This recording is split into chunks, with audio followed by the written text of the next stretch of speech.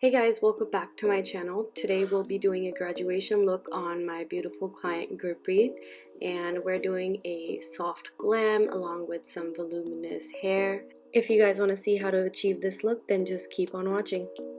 First, to start off with, I used the Smashbox Primerizer.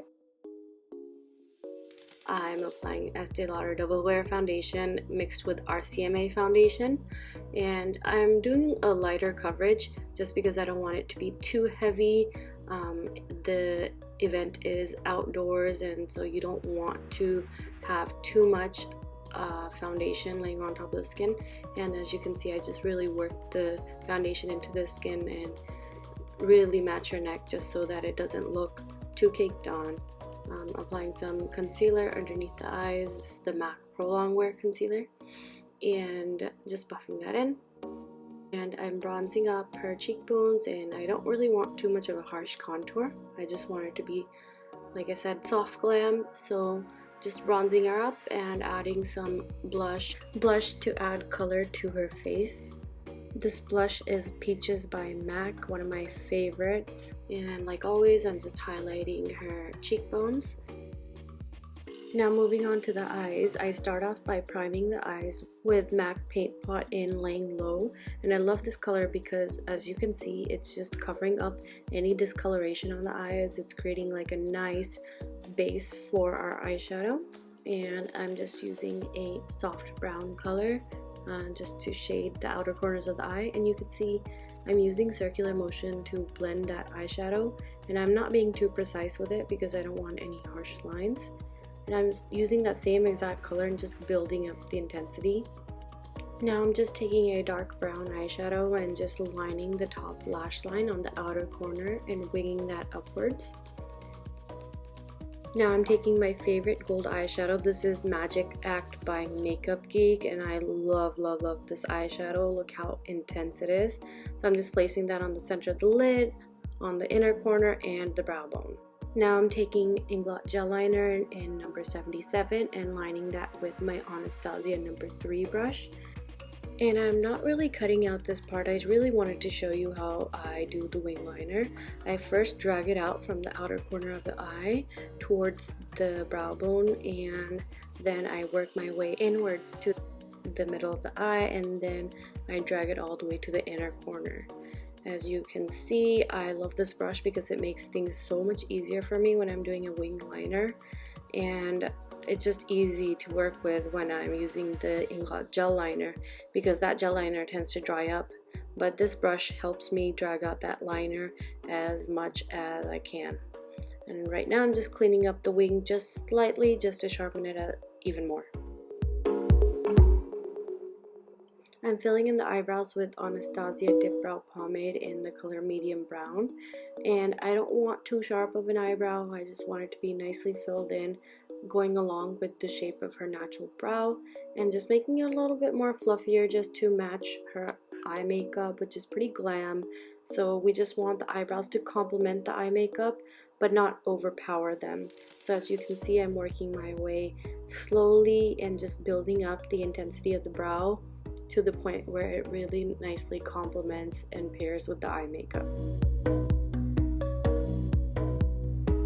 I chose some lashes for her that were the same length as her natural lashes, just a little bit more dense, and I made sure that I curled them so her eyes look very nice and open. I'm smudging out her lower lash line with the same dark brown and light brown colors that I used in her crease, and topping off her lashes with some mascara, starting with the bottom lashes and then working my way towards the top lashes and really blending in her natural lashes with the false lashes. For lip liner, I'm using Whirl by MAC, and I'm lining her lips and filling it in. And for lipstick, I'm using Double Dare by Kat Von D, and this is the final look. I hope you guys like it. So now we're moving on to the hair. So to prep the hair, what I do first is I spray with dry shampoo to prevent her hair from looking too oily, and I straighten out the baby hair in the front. I'm sectioning out the top half of her hair, clipping that out of the way, taking the bottom section, clipping some out of the way. What I do is spray the hair first, then I curl it around my barrel, and I'll go ahead and just continually check to see if the heat's penetrated through, and once it is, I go ahead and let go of the hair, and then I just let it sit there for a minute or two, and I brush it through just like that, and then I pull the hair just to give it as much body and volume as possible. And I'm doing the same thing to the next section, spraying the hair first and then taking a small section, brushing it through and wrapping it around my wand once again, and we're just repeating that same process all over again. And I like to keep it on the barrel for about, like, I want to say 5 to 7 seconds. It doesn't really take too long because this curling wand is just amazing. As you can see, it's just like very, very quick.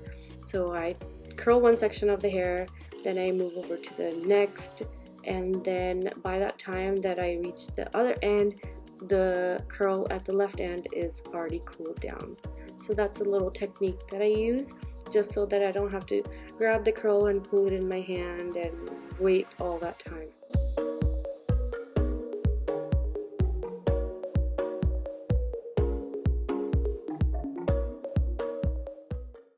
Now I go back to that first curl. I go ahead and scrunch it up just to break up that hairspray.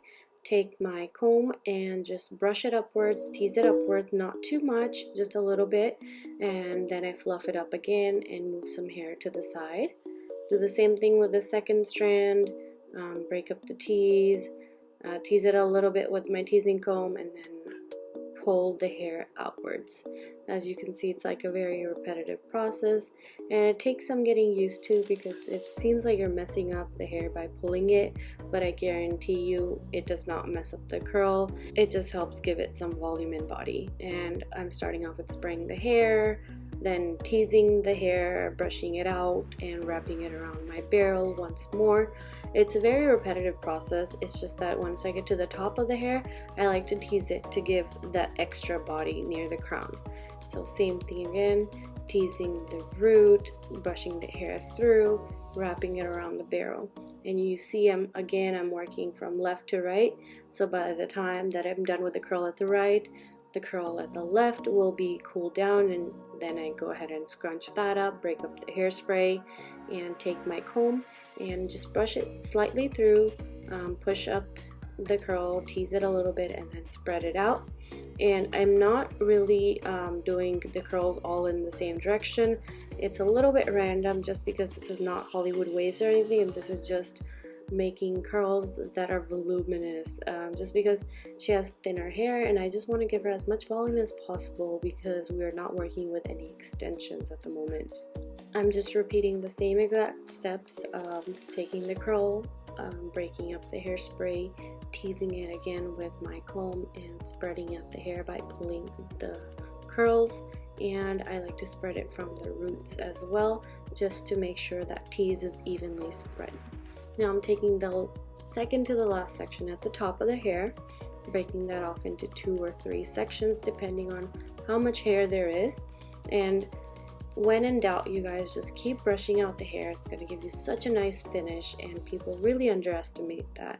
So over here, I just teased the root and I smoothened the top of the hair because this is the final layer. You want it to look as smooth as possible, and this is going to cover all of that tease at the bottom, which kind of looks like a rat's nest, but you guys, it's always about the finishing section, and that is what makes the look so polished.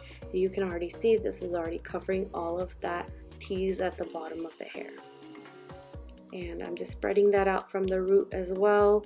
And now I'm going to take that last section and do the same thing again. I tease the root, then I go ahead and smoothen the top, curl it, and then pull it down and spread out that curl as well.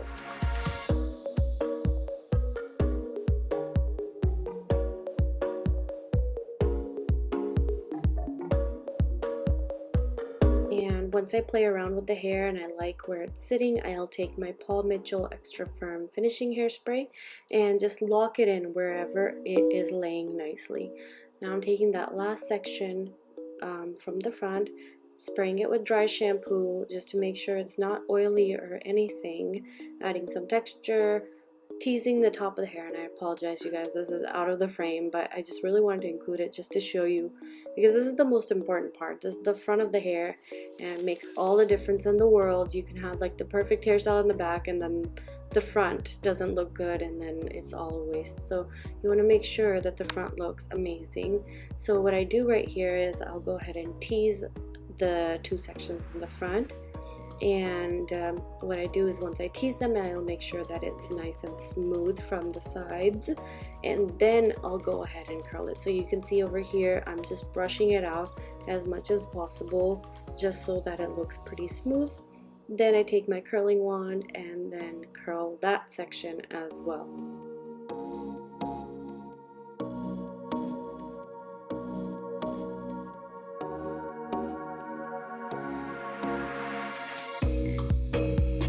Now I'm just cooling that last section in my hand, and I'll spread that around the face just to frame it slightly, and then I'll just pull it back and just see where it lays the best, and then spread out that curl again.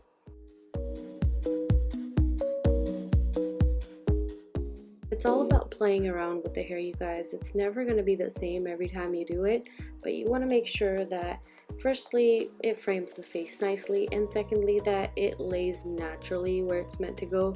When you try to force a curl in the direction that it's not going, that's when it starts to look a little bit odd. So over here you saw that the last section laid so nicely going backward, and all I do now is just play around with it and make sure it lays nicely, and there you go. Here's the finished product, and I really hope you guys liked it.